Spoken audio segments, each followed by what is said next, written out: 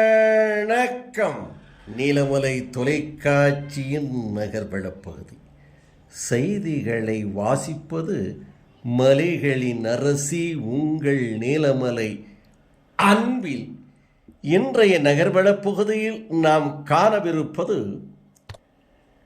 திரை சம்பந்தமான ஒரு கண்ணீரோடு ஒரு தகவலை செய்தியை நமது நகர்வள பகுதிக்கு சென்னை ரவி அவர்களோடு நமது சிறப்பு செய்தியாளர் ஆசா அமீத் அவர்கள் சொல்லியிருக்கிறார்கள்.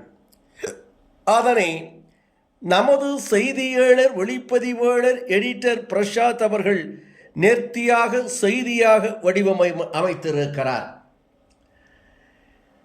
இன்றைக்கு திரை உலகமே ஒரு அஞ்சலி செலுத்தி தங்களுடைய வருத்தத்தையும் வேதனையும் தெரிவிக்கின்ற ஒரு நிகழ்வாக அன்றைய காலகட்டத்தின் ஒரு சிறப்பான நடிகையாக இருந்த புஷ்பலதா என்று சொன்னால் 50, 60, 70, 80, 90 காலகட்டங்களில் தெரியாத திரைப்பட ரசிகர்களே இல்லை. அந்த அளவுக்கு ரசிகர் பட்டாளத்தை கொண்ட ஒரு நடிகையாக புஷ்பலதா அவர்கள் விளங்கினார்கள். புஷ்பலதா அவருடைய சொந்த ஊர் கோவை மாவட்டம்.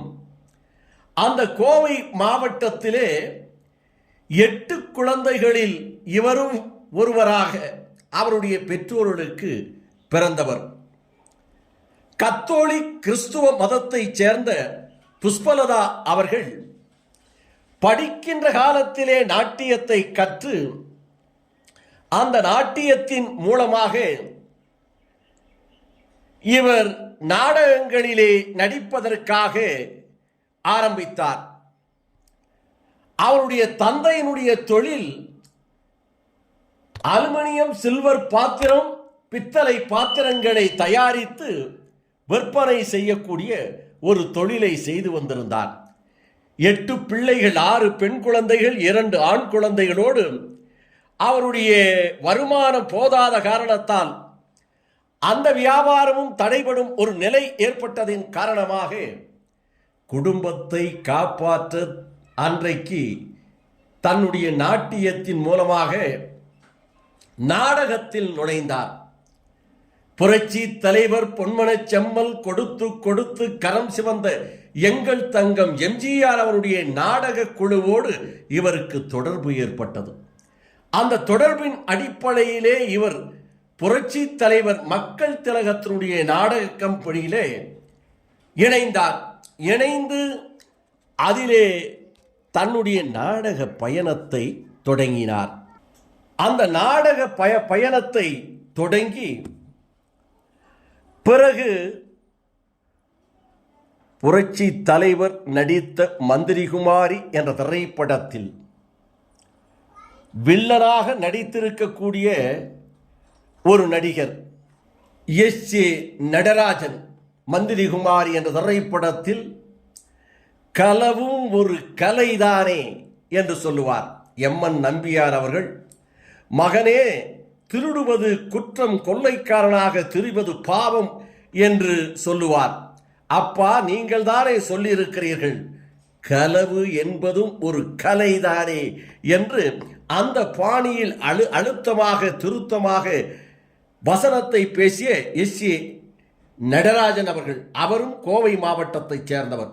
அவர் புஷ்பலதா அவர்களுக்கு நல்லதங்கை என்ற ஒரு படத்தில் அவரே தயாரித்து அவரே கதாநாயகனாக நடித்த அந்த படத்தில் புஷ்பலதா அவர்களுக்கு ஒரு தங்கை வேடத்தை தந்து சிறப்பான ஒரு வேடமாக அமைந்திருந்தது. அதற்கு பிறகு அவர் 10 வயது 11 வயது சில படங்கள் கிடைத்தது. தொடர்ச்சியாக அது குழந்தை நட்சத்திரம் அல்ல, குமரி நட்சத்திரமும் அல்ல. குமரியாகவும் நடிக்க முடியாது, குழந்தையாகவும் நடிக்க முடியாது என்ற நிலை வந்தபோது சிறிது அவருக்கு இடைவேளை ஏற்பட்டது திரைப்படத்தில். அதற்கு பிறகு 3 ஆண்டுகள் அவர் நாடகங்களிலும் நாட்டியங்களும் ஆடி தன்னுடைய வருமானத்தை ஈட்டி தன்னுடைய குடும்பத்தினுடைய சுமையை குறைத்து கொண்டிருந்தார். 13 வருடத்தில் அவர் ஓரளவுக்கு 3 வருடம் கழிந்து குமரி பெண்ணாக 1958ஆம் ஆண்டு தேவர் பிலிம்ஸ் தயாரித்த ஒரு திரைப்படம் செங்கோட்டை சிங்கம். செங்கோட்டை சிங்கம் கன்னட நடிகர் உதயகுமார் அவர்களும் சரோஜா தேவி அவர்களும் கதாநாயகியாக நடித்த இந்த திரைப்படத்தில் செங்கோட்டை சிங்கம் என்ற படத்தில் ஒரு குமரியாக ஒரு துணை கதாபாத்திரம் அவருக்கு கிடைத்தது. அதில் பிரமாதமாக நடித்து தன்னுடைய நடிப்பால் அழகால் சிரிக்கும் போது கன்னத்திலே குழிவிடும் அந்த சிரிப்பால் கண்ணழகால் இவர் ரசிகர்களை பெற்றார். அதற்கு அடுத்து 1962ஆம் ஆண்டு வெளிவந்த ஒரு திரைப்படம் கொங்கு நாட்டு தங்கம். தேவர் அவர்களுடைய திரைப்படத்தில் விஜயபுரி வீரன் ஆனந்தன் என்று சொல்லுகின்ற நடிகரோடு இணைந்து தங்கம் என்ற கதாபாத்திரத்திலே கதாநாயகியாக நடித்து அதிலும் புகழ் பெற்றார். தங்கம் என்ற அந்த கதாநாயகி கதாபாத்திரம் அவரை தங்கம் போல் மின்ன வைத்தது திரை உலகத்தில்.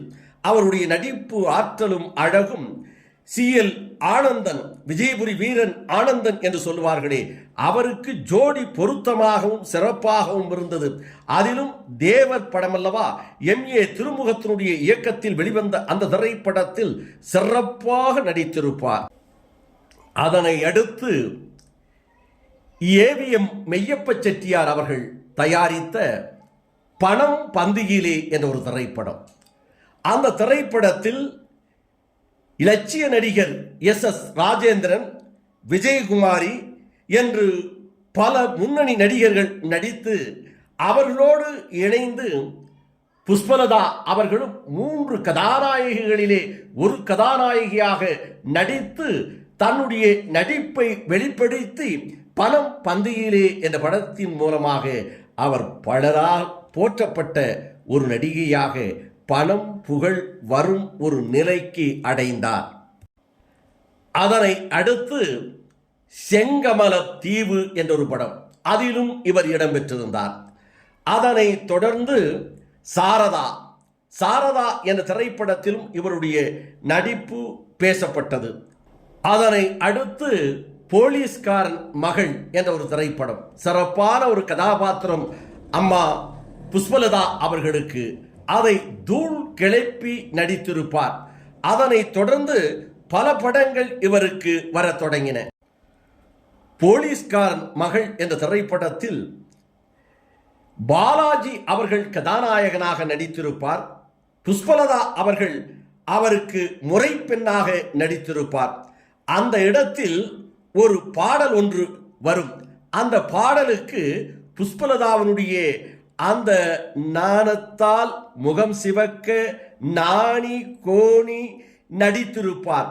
அந்த முந்தானை காற்றிலே பறக்க அதற்கு கண்ணதாசன் வரிகளையும் போட்டிருப்பார். அந்த பாடல்தான் நிலவுக்கு என் மேல் என்னடி கோபம் நெருப்பாய் எரிகிறது, இந்த மலருக்கு என்மேன் என்னடி கோபம் முள்ளாய் குத்துகிறது என்ற அந்த பாடல்.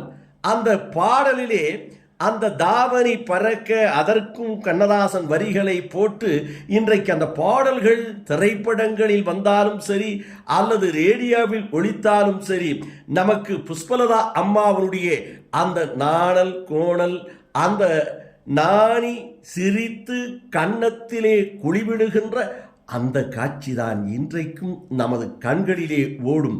அப்படிப்பட்ட நடிப்பை வழங்கியவர் அம்மா ராமு என்ற திரைப்படம். இந்த திரைப்படத்தில் அவர் ஜெமினி கணேசனுக்கு ஜோடியாக நடித்திருப்பார், ஒரு குழந்தைக்கு தாயாக.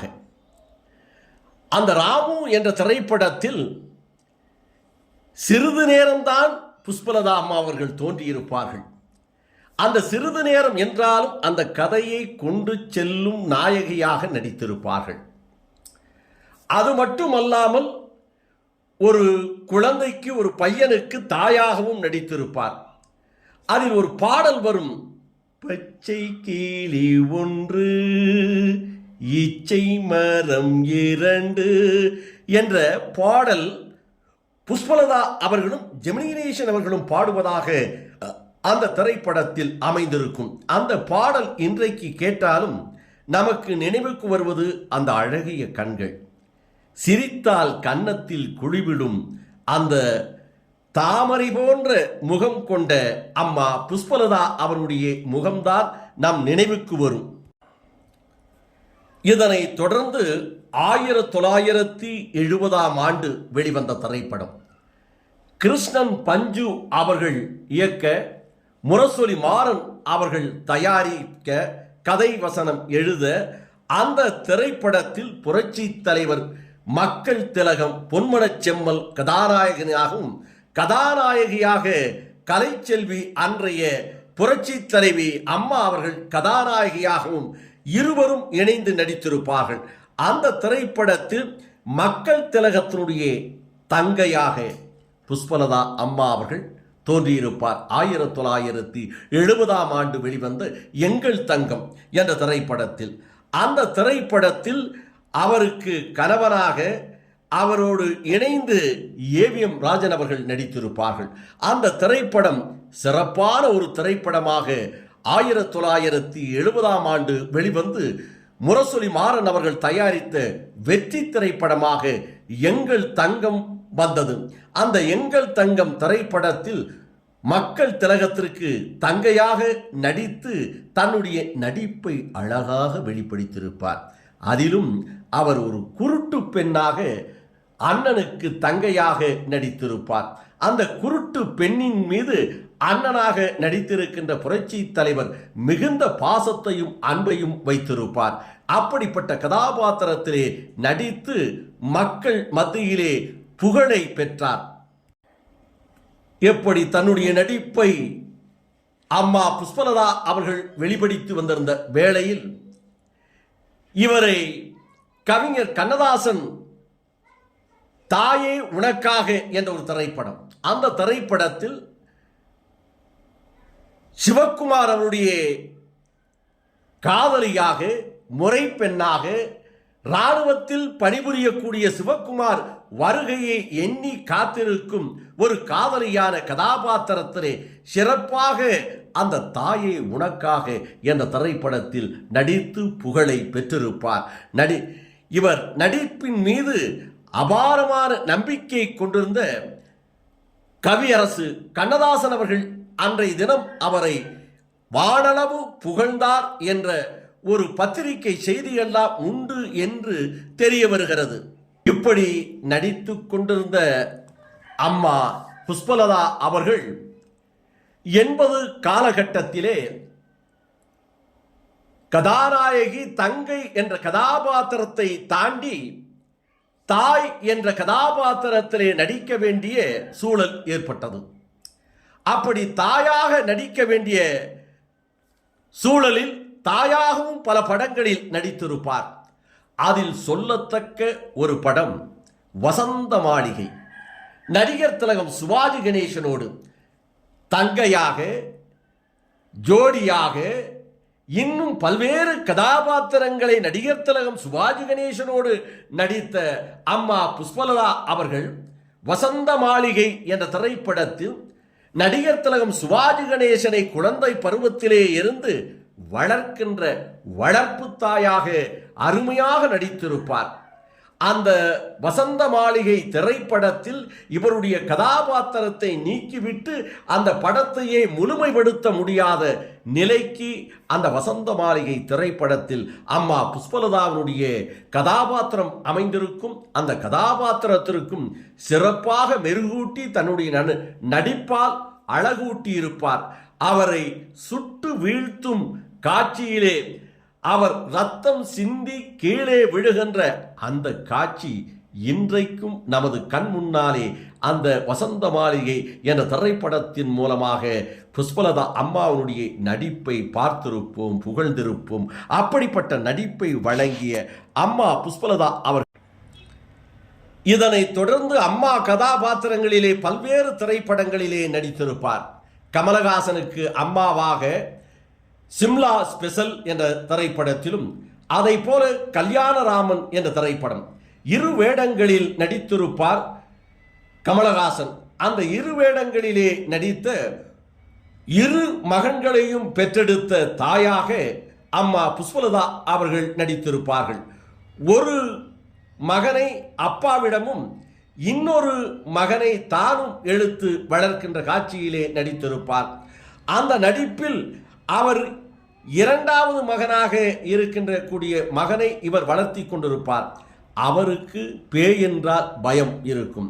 அந்த கட்டத்திலே ஒரு சிறப்பான வசனத்தை பஞ்சு அருணாசலம் அவர்கள் எழுதியிருப்பார்கள்.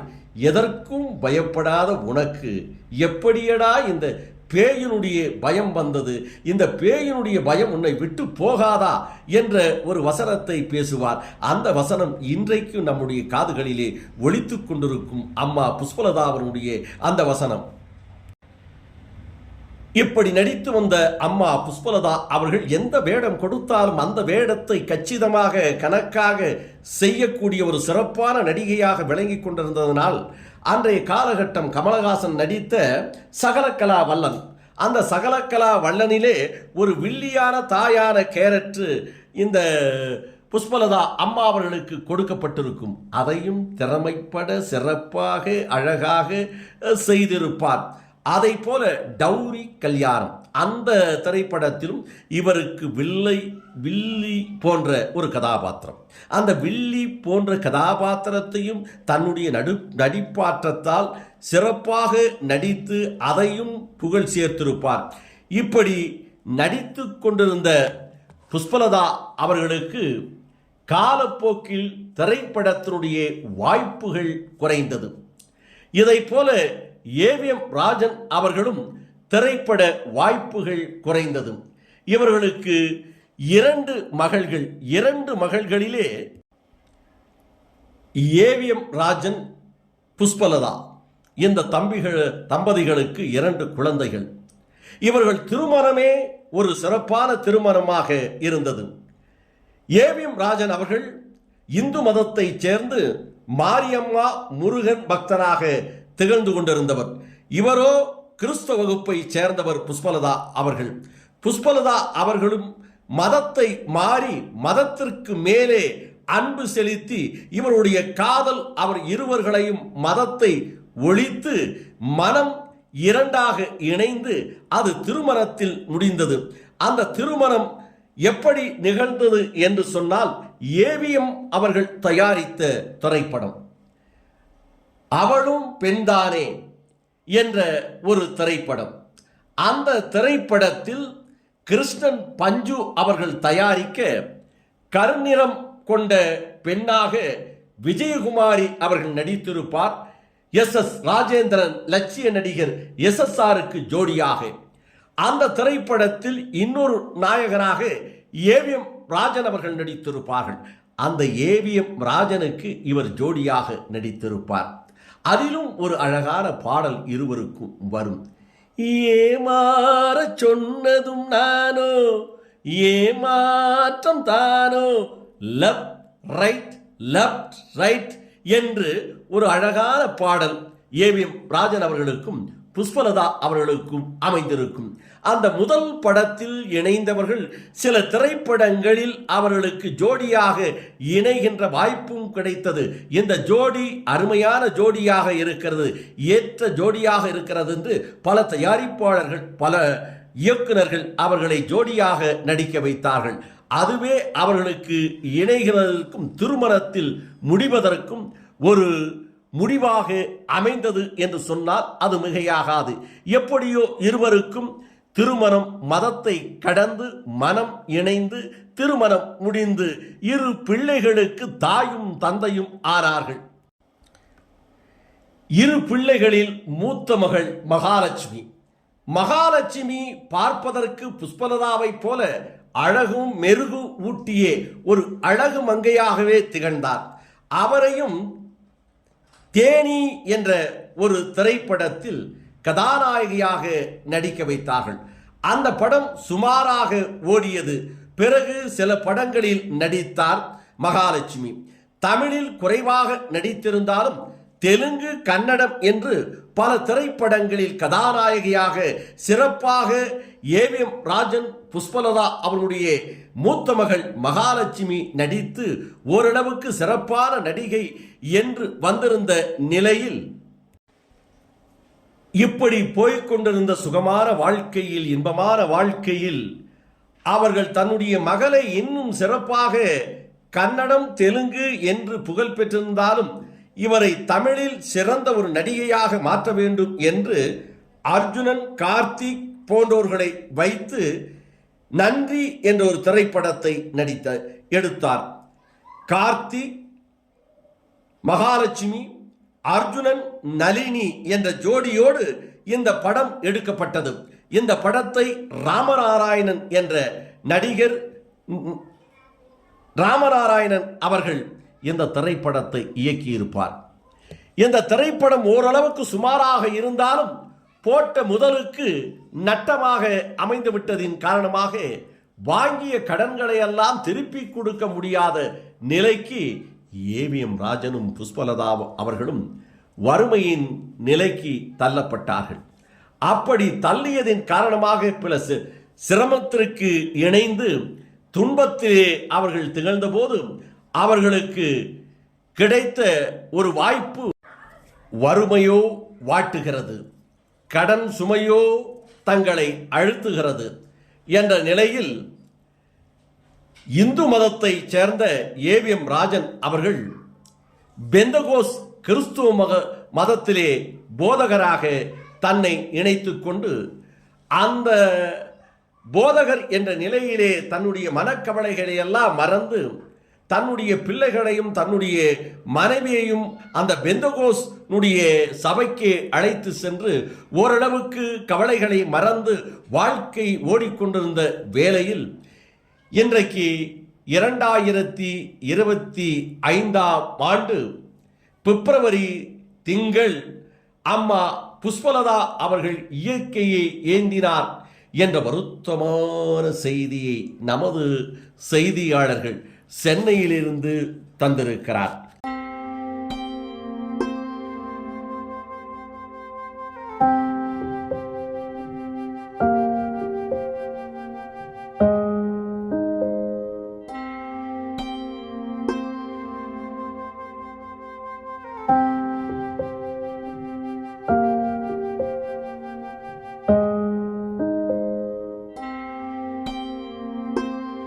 வணக்கம். புஷ்பலதா அம்மா வந்து இன்றைக்கி தவறியிருக்காங்க. ஏவிஎம் ராஜன் சாரும் அவங்களுடைய ஜோடிங்கிறது ரொம்ப பிரபலமான ஜோடி. ரொம்ப வருஷம் 2 பேரும் ஒன்றாவே வாழ்ந்துருக்காங்க. எல்லா பக்கமும் ஒன்றாவே ட்ராவல் பண்ணியிருக்காங்க. ஒரு முழுமையான வாழ்க்கையாக குழந்தைகள் பேரன் பேத்தியோடு இருக்காங்க.